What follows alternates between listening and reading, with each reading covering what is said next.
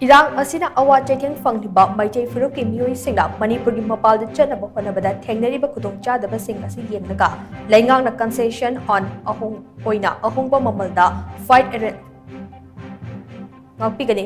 arrangement Toubina ba Kangleipak Kanba Lup KKL na Ministry of Civil Aviation da ayeeba cherol thaduna takshinkhre hairi. Hiram asiga mari lainana Major Khulda laiba Manipur Club ke Kaubru Conference Hall da pangthokpa Paugi mifam amada KKL gi Secretary General Luwangcha Urikumbam ngamkhai ngakpada hai Hauzik Manipur da tholiba Irang asina maram oiraga Manipur miyam gi lifeline oidiba Imphal Dimapur lambi amadi Imphal Jiribam lambi ani asida potchai puthok pusin tawbada yadabagi fibam da laklabaso Meitei singi oinadi lambi ani asida chatpada khudong thiningai oide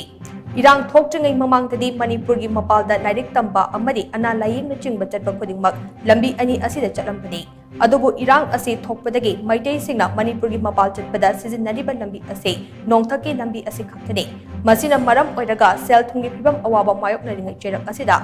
flight chatnaba hotnabada achobo khudongchadaba mayoknare maram aduna national highway ani asida chasuk chasin tawbai yanaba Manipur leingak amadi government of India na paikhatpa yaba thabak paikhatpiyo karigumba normal si lakpa matam changani hairagana lambi asida chasuk chasin tawbai yadriba Meitei singi oina leingak na concession or oina Ahongba Mamalda flight tongbai yanaba sinbiyo haina haukiba tang ahumda Union Home Minister Minister of Road Transport and Highways Minister of Civil Aviation Manipur Chief Minister amadi Chief Secretary da memorandum amam cheitheng Manipur leingak nasu Government of India da takshinkhre masi India ge citizen ama oina aikoigi phangpham thokpa hak adu tanjabani aikoigi phangpham thokpa hak tanpada akiba leirusi haina mana makha chana phungke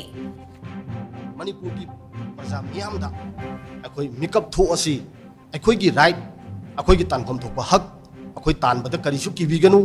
masi haibam thokpani ngasi Kangleipak Kanba Lup na hairi base akoi khaktagi demand nate ngasi Manipur da leibiriba Meitei isilinaw miyam